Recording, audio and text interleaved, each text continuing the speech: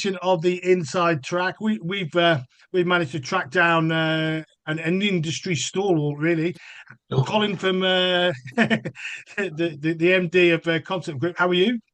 Yeah, really good. Thank you. Good morning.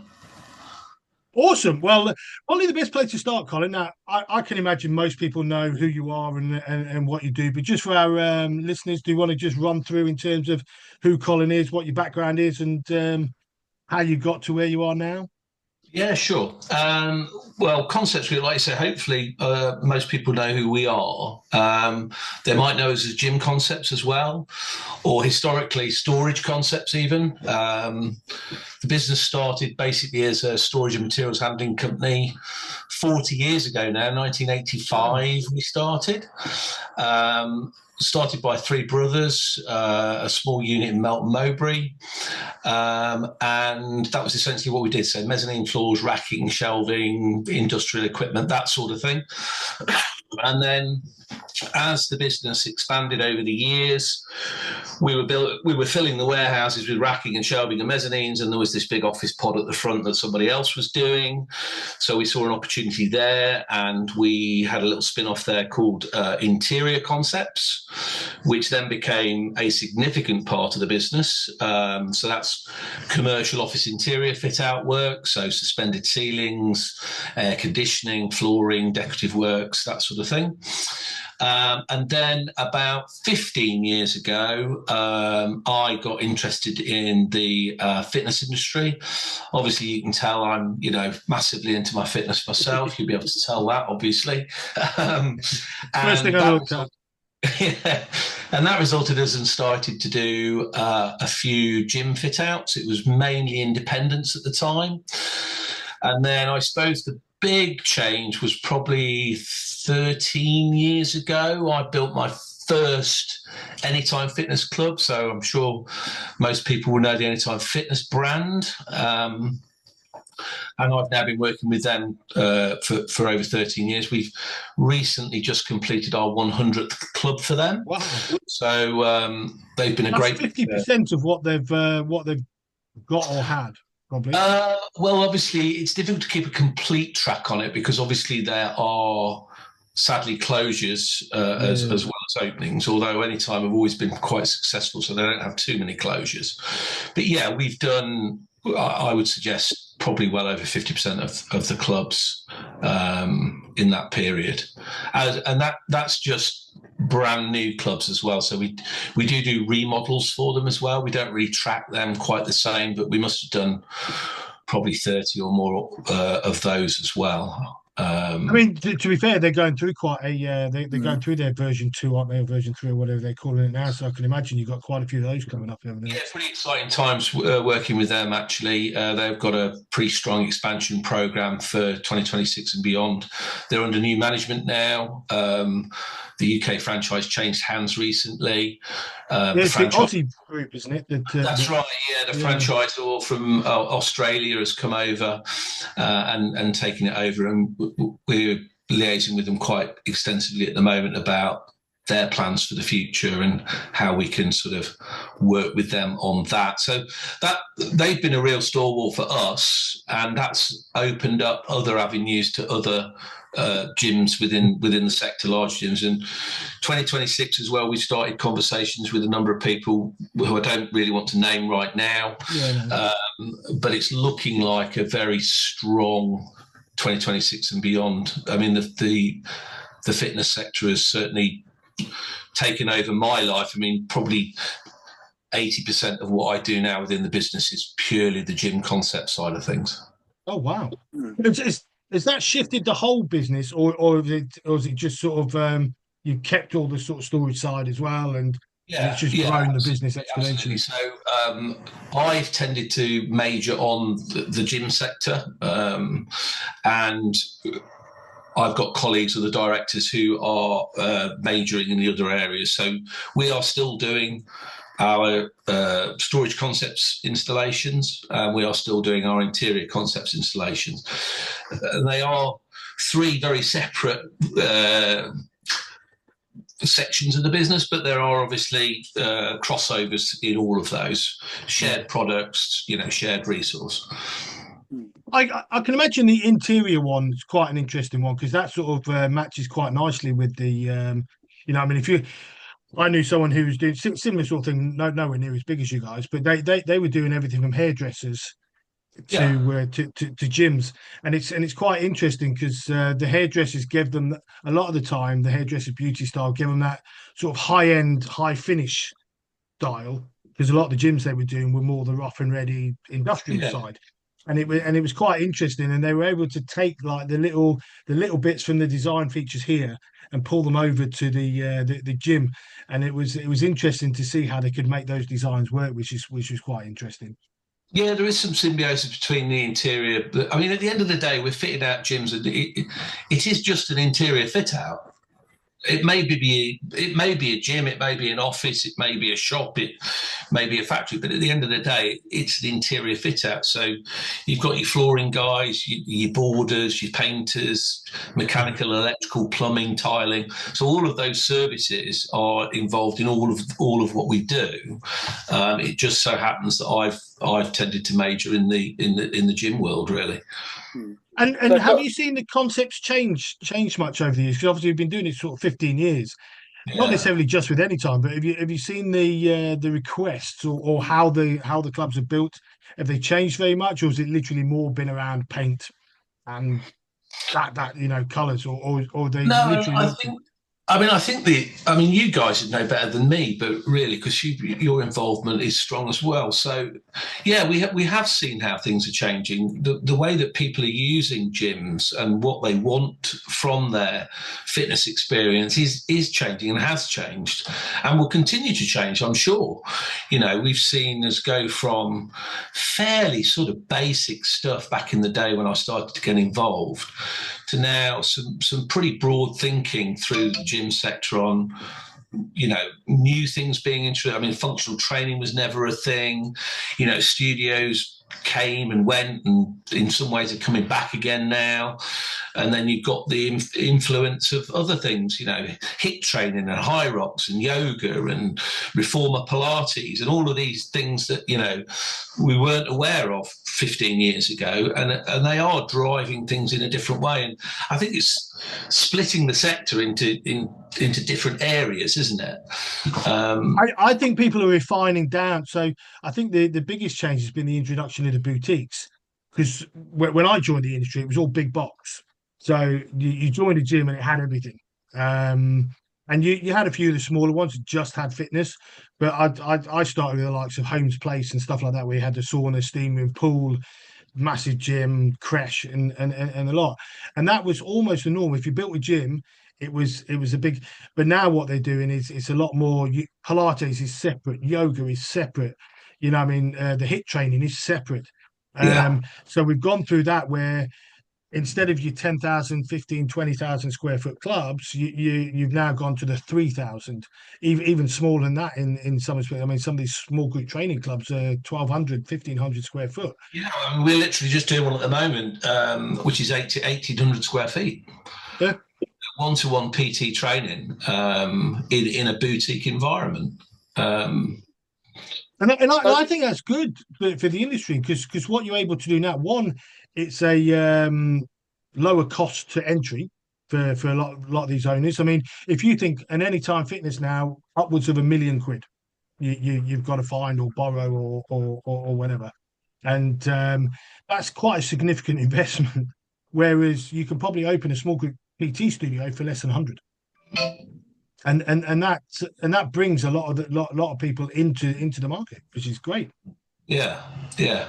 I mean, there's still you can see across the set. I mean, it is changing, but some things remain the same. I mean, you can join a gym for £9.99. You can do £9.99 a month if you want somewhere, or you can go to Third Space in London and pay £350 a month, and realistically, there's everything in between, isn't there? Yeah, I guess, Colin. So, have I got a chance to say something now? Yeah, of course you have, mate. I'm chomping at the bit.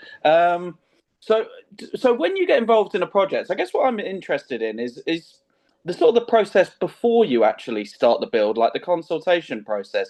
How's that kind of evolving, as in terms of an anytime, and it doesn't have to be an anytime. You sort of mentioned a lot of the other ones that you do in terms of how I'm always interested in how a product fits into an environment as opposed to right, we are just going to build a gym because we think this is be a good place for a gym, as opposed to, does the area need a gym? Does the ecosystem there require another gym? And if it does, what does it require there? You know, what is the niche in an area? Because you can't just say we're going to put a gym here. If there's already a number of other gyms, then we probably don't need another gym in that area. But just intrigued to know that discussion phase of how you're actually going to make this a relevant club. You know, what's missing from the area? How much do you get involved in that process? And are you finding that people are asking more questions like that? Because like I say, I sort of remember, you know, back in the day, you know, I think I was with you at the first Anytime conference in the UK, and that's when you were trying to pitch for my first gym, which you didn't get. No, I did not. Yeah, just intrigued, because back then it was kind of like, right, just drop it in. This is what you do. It'll work. How's that changing now? Because there's a lot more gyms and there's a lot more there's a lot more niches as you've described. So how do you fit into that? Well, I guess it depends, Russ, who we're speaking with, really. So a lot of the bigger companies will have their own. Sorry, let me turn that off. Will have their own methodology for scoring sites, and that will be against a number of matrix. And you've mentioned a few of them there. You know, what are the competitors like? You know, what's parking like? You know, what's the demographic of the people that live in the area? How many people live in the area? What are their ages? What are their profiles? What's public transport like, etc., etc. So all of those things go in, and most of the bigger gym companies now have various systems that will give them a score for any particular area, and then they can get quite clever with that now, with the information. So they'll show a map of an area, for instance. Let's say it's Nottingham, just for argument's sake, because I've seen one of those recently. If you look at Nottingham and you see that the centre of Nottingham is pretty much jammed for gyms, but when you start looking at the outer edges of Nottingham, you know, West Bridgeford and those sort of area, then those are opportune areas where you can drop a gym of a certain size, and it is likely to work. On the other end of that, you've got, you know, what we were talking about, you know, boutique gyms, smaller gyms, PT-driven gyms. That's really more about local knowledge. That's about somebody on the ground who probably already has their own kind of network and setup, and they're just looking to maximise that and professionalise it and get a greater revenue from it in that regard. From our side, what do we do? Well, as I said, a lot of the bigger gym companies, they know what they're after. They know what they're doing. They're positioning it correctly. Our role really comes then into, what does the property look like? So the area's been chosen. They've targeted where they want to be. They've got the right matrix. It looks like it's going to be a good site. But then it's, where can we find the site and what does that look like? And that's really when we get involved. What does the site look like? You ever walk into a site and go, "Oh my Lord"? Oh yes, this is going to take some work. Yeah, many times. I mean, and don't get me wrong. I mean, some very, very, very difficult sites have made very good, you know, gyms. You've also got really, really lovely looking sites that are not in the right areas, or for, you know, back in the day, people would get very, very married to a site. They would say, "Oh, this is a great site." You know, when you actually go there and you look at it and go, "Well, we've got competitor there, you know, you've got nowhere to park, you've got no decent transport links, you're a 30-minute walk from the nearest station," but people just, you know, used to think, well, this is such a beautiful site. It doesn't really matter what it looks like. It needs to hit all of those things. And then it's become a little bit more complicated these days. So I guess, coming back to what Russ was saying, when we get involved, it's more a case of me, in first instance, advising the person who's looking at the site, what's the good, what's the bad, what's the ugly, I suppose. Do you know what I mean? And we're not surveyors. I just use 35 years in the industry to try and help people. We don't charge for that service. Obviously, if you want a full building survey, which we would recommend when you get to a certain point, you need to pay a qualified surveyor for that. But obviously, I can go in and I can smell a dog, and I am able to sort of point out, well, look, these are the challenges for this particular site. And it's pretty straightforward. It's all about utilities, power. What you got enough power? Is the water supply big enough? Is there actually some drains in there, and where are they? And this sort of thing. Where's the mechanicals going? Which are all the simple things: floors, walls, ceilings, and acoustics, and that sort of thing. We can sort of look and think, okay, for a fact, if you've got flats above you, and businesses either side of you, then you're going to have to give some consideration to your acoustics and things like that. They can be a nightmare, can't they, in terms of the soundproofing? I know we did a few fitness-based clubs, and because of their size, they tended to go into where they'd done new developments. So obviously you got all the flats above, and one of them was 70 grand to soundproof it. So they had to soundproof the roof, and then they had to soundproof or come up with a way of having a sprung floor that took a lot of the shock waves away from the dropping of the weights. I think it was a 3,000 square foot club, and it was 70 grand to do the acoustics, and you're just like, oh my Lord. Yeah, I mean, if you get a building, and the difficulty is people say, well, if I have to do acoustics, how much will it cost? It's absolutely impossible to say, because each building will perform very differently, and without a full acoustic survey, you just will not know how that building will perform. Now, you've obviously got to get through, I guess, what we call the initial phases. So I would go, so let's say it's somebody who's called me in to have a look at a new site. So I'll go along, meet them, have a look at the exterior, have a look at the interior, give them the good, bad, and the ugly. Is the site, after those discussions, still of interest? The other things you need to consider as well, which are very prevalent now, you guys familiar with the high-risk buildings issue now with building regs? So under the HRB now, anything over 7 stories, you have to go through the HRB application, which is like a golden thread through the BSR. Without boring everybody, effectively what it means is if you find a site that's got to go through that, you're not opening for 12 months. That's right. Wow. Because it just takes forever. So when people send me a site now, I jump on Google Maps, count the stories, and if it's over 7, I basically go and find something else. Is that because of Grenfell? Yes. Yeah. I mean, it is kind of finding its feet now, because what they've realised is they can't handle the number of applications, which is why it's taking so long. It's also quite an expensive process, because you need an HRB specialist to take you through the golden thread that's needed. So what I think we've done a couple of jobs recently where, on the face of it, it would seem it would have to go through the HRB, but for whatever reason, the landlord has managed to, or the developer has managed to get it declassified. So you can, if you're lucky, you can get. But I'm not sure whether we've caught the end of that and they're going to stop it, or we've caught the start of it and they're going to extend that out a little bit. So we'll have to wait. So on that, Cole, are you still kind of finding the because I know we've worked on a lot of projects together in the past, and you'd go, and the first time you'd actually see the site. So I'd be doing it from the pre-sale point of view. I'd turn up to the site, you'd look at it and you go, okay, composition here, few issues here. They've signed the lease anyway. So it's like, okay, well, this is happening.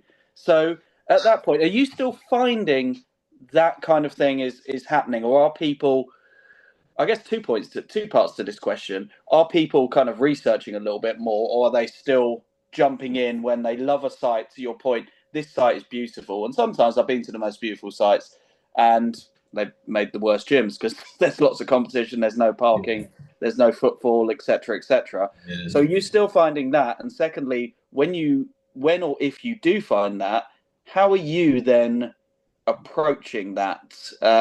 Does that change your approach at all? Do you have to do more consultancy on? Have you thought about these challenges? You know, those two parts to that question. Yeah, well, both really, Russ, because some people are very well educated about what they're looking for and they understand the pitfalls and that they will do the research up front. And I'm there, maybe you're there, maybe other professional people are there looking at the site and giving our opinions before, you know, they finalise their heads of terms and before they sign the lease. And I would urge people very strongly, do not sign the lease until you have all the facts, because the agents will saber rattle. There's other people looking and you've got to sign by Friday and all of this nonsense. And sometimes it may be true. And hey, you may lose the site, but you ain't going to lose no sleep over that. What you are going to lose sleep over is signing on a lease for a building that you've got absolutely no idea how much it's going to cost you to fit it out. And we do sadly still see it. You know, I meet people who say, oh, would you come and look at the site next week at such and such? And I say, yeah, no problem. What stage are you at with the heads of terms? Oh, I signed the lease last night. And it's like, really? Nobody's seen the site yet. And I just cannot understand it, because as well as sort of advising the people themselves, we can help with heads of terms. I mean, there's been several occasions where we've been able to assist in the negotiations on the lease. I can imagine, especially landlord works before you get in there, because a lot of these buildings aren't ready to take on. So it could cost them a fortune to go in and do the extra work. I mean, I've got a client that I'm working with at the minute, and his roof, it's got 5 leaks in it. And it's like that, well, that's not my responsibility to fix. It's yours as the landlord. So before I move in, that needs to be fixed. And so we've gone through, and there's quite a few things that the landlord needs to put right. And it's about 15, 20 grand worth of work that this guy needs to do on the building. But it puts it in a position, because no one else is going to rent it out with all these leaks coming through and anything else. But it's amazing what they try and get away with. You sign the lease, and then suddenly it's a repairs and maintenance lease, and you're left with a problem. Go on and fix the roof, please. Yeah. Yeah. I remember taking my gym in Ruddington in Nottingham, and it was a council building, and I think the boiler was 25 years old, and I was just like, that needs to be either fixed or fully refurbed before I'm signing anything, because I could move in tomorrow and the thing just don't work. And that's a huge cost to fix the boiler.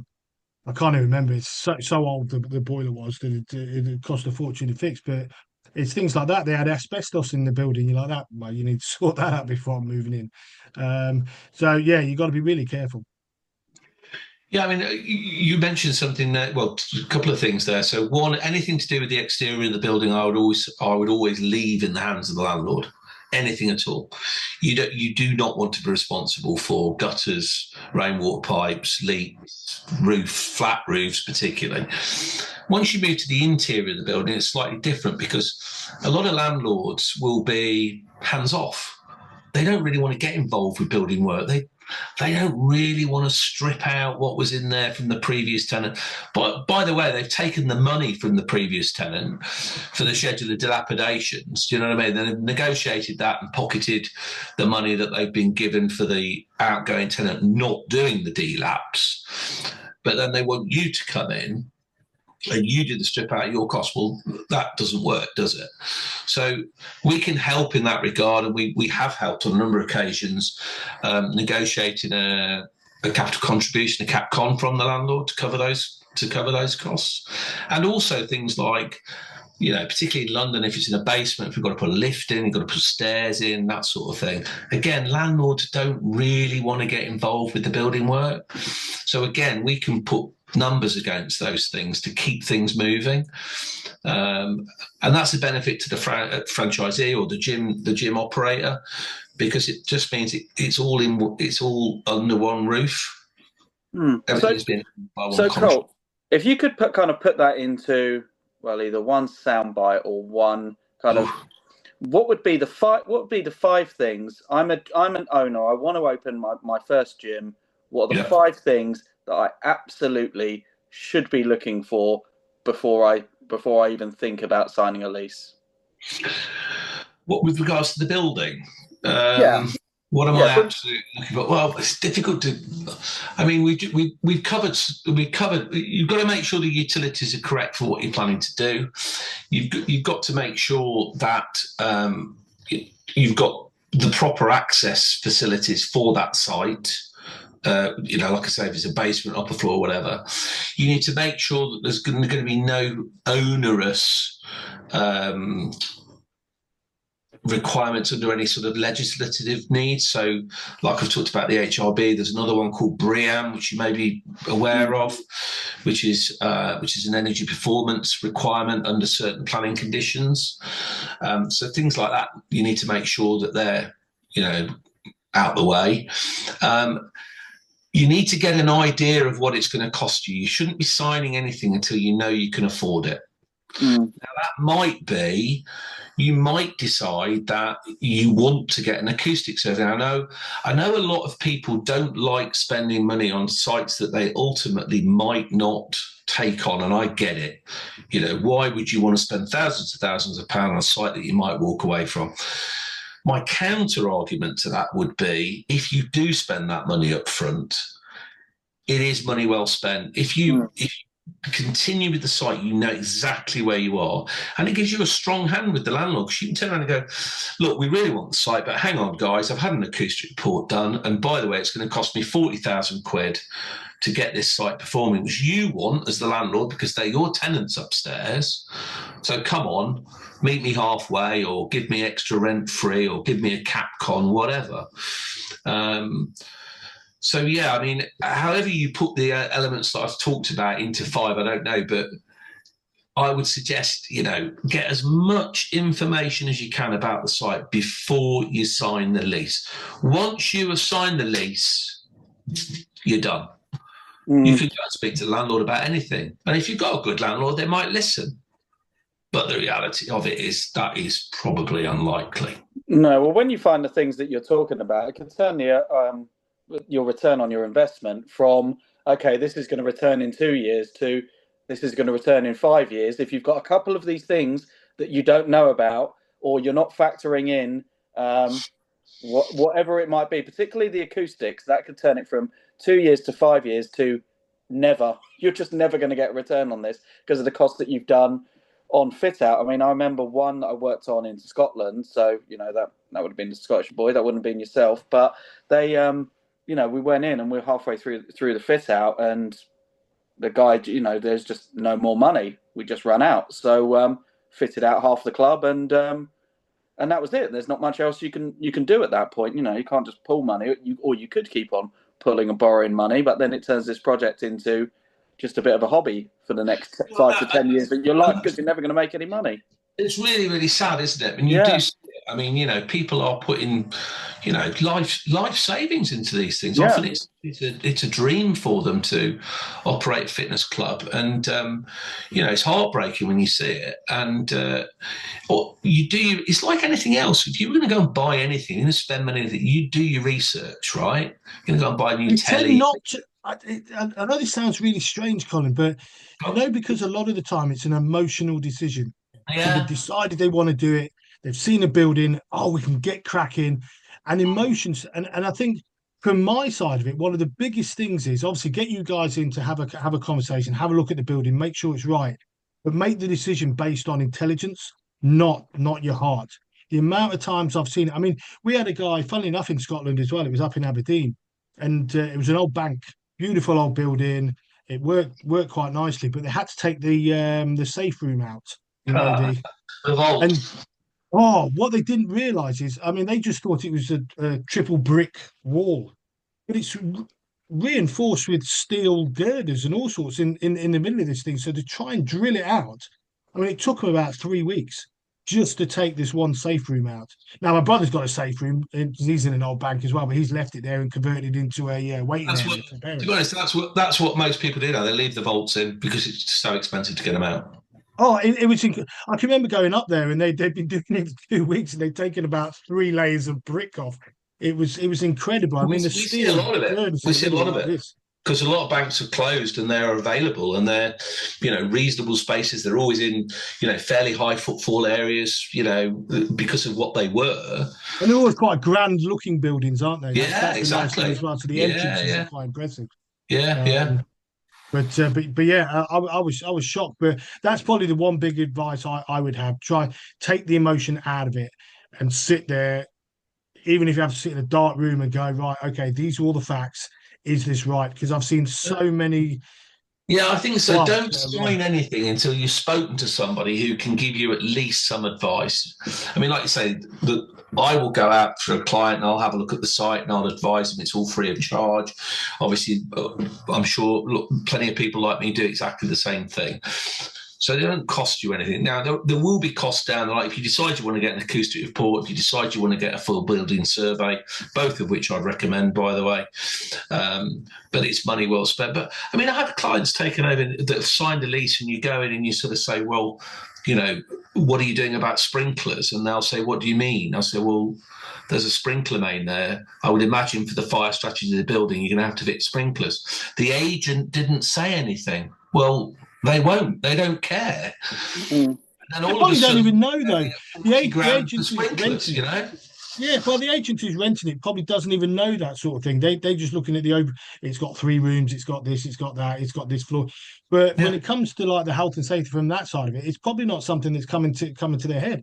And that's why professionals like yourself who can spot those things, I mean, just like that by looking, like, oh, you're going to need this. But it's also things like, just out of interest, do you get involved in the actual design of it as well, Colin? Because obviously, I can imagine when you go into any time, Yeah. they've got an idea what they want, but the building dictates the design quite often, where the water is, where Yeah. I mean, the most of the big companies will give us a design. So we are pricing to an agreed design, an architect design. Obviously, lower down, sort of in I don't want to say the food chain, that sounds wrong, but more independent people, we will do the design with them. So we've got in-house CAD facilities. So we do the survey, look where the water is, look where the waste is, look where everything's going to go, find out what sort of facility they want to offer, and then do some designs around that. And then those get kicked around for a while, as you can imagine. We normally try and put a budget on it quite early on to get the feel and expectation. No point designing something that's going to cost 300 grand if they've only got 150 grand to spend. And then through that process, we get to a finished design. So yeah, we work both ways. We're given designs. We also do designs. which do you prefer? I really don't mind either way, to be honest. I think now, I mean, I don't want to keep talking about any time, but there are others as well. So Client, so. back in the day, we would design, and it can become quite confusing for the end user because there are probably 3 contractors all doing our own designs. None of which look the same as each other, and they like some from one, so it's quite a confusing sort of melting pot. When you've got the independent side of things, then they're normally pretty strong on using us as a contractor quite early in the process, and we can either do the designs, which we will charge for in the first instance, but obviously what we do then is we discount the charge off the contract value if they actually place an order with us for the fit. Mm. But I mean, I'd sort of jump in here because I know I joked earlier you didn't get my first club, but you did do a number of others. I did. Thank you. Yes. Over the years, so I will say that you just didn't get the first one. But I would just sort of say at this point that any gym owners who I'm going to say nice things about you for once here, Colin. So prepare yourself. It very rarely happens. But Colin isn't. I've worked with companies over the years, and you'll engage with them early on, and if they don't end up getting the work, blimey, you get all sorts of messages and stuff. And Colin can think, I can think of one particular person who's done that over the years, which is lovely. But Colin's certainly not one of those. I'd always suggest to a gym owner, engage early. You'll get some really great advice. Whether or not you end up using Colin, like I say, we had great conversations about my first club. You put a lot of time and effort into it. You didn't get it, and we're sitting here with a great relationship. Over a decade later. So I put a little bit of Colin here that definitely engage early with Colin. He'll give you some good advice, and and then if he doesn't get the job, you won't get a message calling you all sorts. So anyway, I just thought that was worthwhile mentioning at that point. So are you sort of seeing? I guess we sort of talked about what's going into a gym, and the whatever the new trends are. Are you also seeing, I guess, geographically? Are you seeing anything? Is it still a kind of an even split? Is it people they have? I want to open a gym in this area, or are you kind of seeing more accelerated growth in certain parts of the country? London and the southeast is still very strong. A lot of our larger higher end projects are London centric, I would suggest still. Now that may be just because of our contact base, but I also think it's part of a mentality for that particular part of the world. Going to the gym is part of people's everyday lives, and that's just what it is. Outside of London, I think you see still strong demand. I don't think we see the growth that we are down in the London areas. Again, may just be our contact base. I mean, I was up in Manchester yesterday, having a walk around, seeing just as you do, seeing what's around when you're walking around. I mean, we historically haven't done a lot of work in that part of the world. We've done a couple, but I do think it's growing. I think you're seeing now, we're certainly seeing around here. I mean, I remember when Loughborough, that's where I live, by the way. I remember in Loughborough, we just had a council gym and a couple of pretty awful independent offerings. I think there's probably 7 or 8 gyms now around here where you'd be okay to visit and join. So I think the suburbs are, growing as well. Maybe it's just because of how we're set up that we're maybe not feeling that at the moment. Yeah, I mean, Manchester's isn't it something like the second or third fastest growing city in Europe or something? It's absolutely. I mean, I did a lot of work a few years back in Manchester, and there was just cranes everywhere. Yeah, But it doesn't necessarily mean that drives gym growth. If you know what I mean. I know the city centre took a hammering during. There was quite a few clubs closed down because of COVID, so it might have taken them a little bit longer, maybe off the back of that, and the regions and the towns are performing better rather than the city itself. But it's funny that we're talking about Manchester, because we were talking about people. It's not funny. It's just one of these things that I remember going to Manchester and viewing a site exactly that the lease had been signed, and it's like, this is an amazing site. Come and see it. Okay, well, it's happening anyway. Got there, and then the guy was like, let's do a walk around the area, and you can sort of tell me what you think where we should be marketing. And we probably passed, within that area, 5 gyms within that, most of which he also didn't seem to be aware of. And it was this is happening. There's 5 gyms here. It's like, well, where's our niche? So he's like, so where should we prospect? I don't know, mate. You've got 5 gyms around you here, and you didn't seem to be aware of them. So I think that site's now maybe I think it's still actually going. I think it's on about its 4th or 5th owner now. But again, it's just one of those. I hadn't thought about the Manchester club in a while, but it's just, again, it just goes back to that doing the due diligence, because there's nothing more heartbreaking, and particularly when I would be spending the next 6 months of my life trying to make this club successful and get some numbers in for this guy, and from the off, I'm not really sure how this one's going to work. Yeah, it's going to be difficult, isn't it? And that's why, I mean, I don't want to keep harping back, but I'm going to. It's why it's so important that, you understand your area and you understand your market. You make sure that you've got all of the information you can, and it's out there. You can find it, with AI tools and all sorts of things. Even if you're not part of a big group, if you're an independent, work hard, find out the information. Do you know what I mean? It's not going to come to you. Well, you can buy it now, Colin. I mean, there's a lot of leisure database and active insights and stuff like that. They can get you all the data you want as regards to the demographic and. Make sure you're going to pitch up in an area that's going to be, fruitful. That's the first thing. And then when you find a site, find out how much it's going to cost you before you sign the lease. They would be the two major things. And we've touched on a lot. I mean, one thing I didn't mention was asbestos. I think you touched on it briefly. Again, from a cost point of view, can be massive.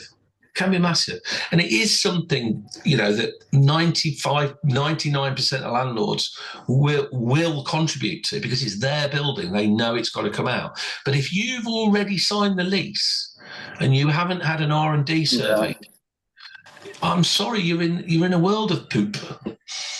Well, the thing is, a lot of the time, you don't need to remove the asbestos. As long as it's in a certain area, you're not redeveloping that area, it's safe. It's like the club I had. It was, I can't remember exactly where it was now, but they were all recorded. They're all safe. I mean, we obviously had, we actually found out afterwards, and what we had to do, they shut the site, the council, we started doing this work, and then the council went, oh, we've got to tell you there's asbestos.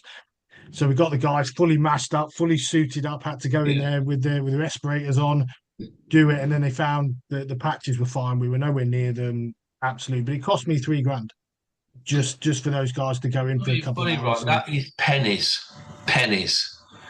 Yes, you're quite right. You don't have to remove all asbestos. You can deal with it under an asbestos management report. But unfortunately, that's often what people rely on. They go, I've got an asbestos management report. Well, that's great, but if you're knocking stuff down, you need a refurbishment and demolition survey. So, and that will tell you then whether you are disturbing the asbestos, and also what type of asbestos is it? How easily can it be removed? But I guess there's also, so we've talked about, and I don't want to go too far. We're sort of talking about the downsides. We are, aren't we? Yes. We have, but it's probably the most important part of it. Any owner that's listening is do your due diligence again, because it's just going into gyms is a passion. Obviously, people love it. I think that passion can get you carried away, because you can see what your ideal future is going to be, and you're going to be hanging out in this gym every day, and it's going to be amazing. And sometimes it isn't, but sometimes it is. So let's talk about some of the ones that, the projects that I guess that you're most proud of over the years, or, you think of a particular projects and it just brings a smile to your face. What ones kind of jump out to you? Well, there's quite a lot, isn't there? I guess a bit of a trailblazer would have been the Anytime Fitness site at Balham. When I first saw that site, I wasn't sure whether it would work. It seemed like a pretty difficult access, and there was quite a few acoustic problems. But the franchisee had done everything we just talked about. He knew that site would work, and he was quite visionary in how he wanted to do it as well. And it turned out to be a really beautiful site, and has gone on to be very, very successful and profitable. And we worked with that guy on a few sites actually. So yeah, I'd say from a sort of groundbreaking point of view, that was probably one of my favourites to work on. And it's good, and I think it's good that you mentioned it. The reason that I am now focusing on the gym side of things rather than the industrial and the commercial sector, I'll be honest with you, because it's fun. That's the truth of it. I'm dealing with people who are excited and engaged, and let's be honest, it's their money, so that that they have the power of the decision, and And it's their ultimately, dream as well, I guess, Colin. That's the great thing. Whereas, I guess if you're going and building a warehouse, it's not yeah, quite got the same. no, I'm sure it does for the business owner in some sort of way, but when you're building this dream that you're helping people and you're going to do it, and it's super exciting, and generally the people you're working with tend to be a little bit more extrovert because they're in the industry they're in, and you yeah. get that excitement. So I can imagine there's a big difference between working with that, but not it's any better. I guess it's just a little bit more exciting because of what It's different. what It's you're trying. different, and it like I say, I will say it is fun. I do Yeah. enjoy it. I enjoy meeting a very, very broad cross section of people, and like we've just talked about, they're passionate, they're excited, they're engaged, and taking it through from all the boring bits that we've talked about, but the things that you must do, through to sort of when we're building, when we're talking about finishes and that sort of thing, and wives and partners and mums and dads and kids and all sorts of people getting involved in what it should look like, and you're throwing ideas around it. So in many cases we're a sort of interior designer alongside being a gym builder, and what about this, what about that, and it's great. And at the end of the day, you are building something, or we would hope that we're building something that when it's finished, that they will be really proud of it, or a great product that they're able to go to market and make a load of money. And it's something we're very proud of as well, that we're happy to stand next to and go, yeah, we built that. So the next person that comes along said, well, go and look at what we just built, see what you think to that. Yeah. And I think that's probably a good place to end it, Colin. I think it's end on that excitement. Now, if anyone wants to get in touch with Colin, if you're thinking of building a new club, or you've got a concept you want to go through, or you're looking at a refurb, we can't recommend Colin enough. Him and his Guys, team are appreciate brilliant. that. You only have to have a look at, go look at any time. There's a very good chance, there's a 50% chance Colin built it. So so there's always that. Now I really appreciate your time, Colin. Obviously it's been insightful. I know you were like that. I'm not sure whether they're going to have much to say, but you'll be amazed at once you get going, and you'll be amazed also how much that those people that are looking at building suddenly go, oh, actually, I need to take this a little bit more seriously than what I thought. I thought get a building, get a builder, it'd be easy. But also the one thing I would say is, if you're going to build a club, get someone who's got experience of building gyms, because you can get a local builder, of course you can, and I'm sure they'll do an adequate job. But you don't want adequate, you want brilliant, and that's the difference. And having been involved in a lot of projects over the years, things go wrong on these builds. They're not always nice, clean, works from and easy. Some are, but some of them go wrong, and you need someone who knows what they're doing in the right field to be able to turn those around, because 90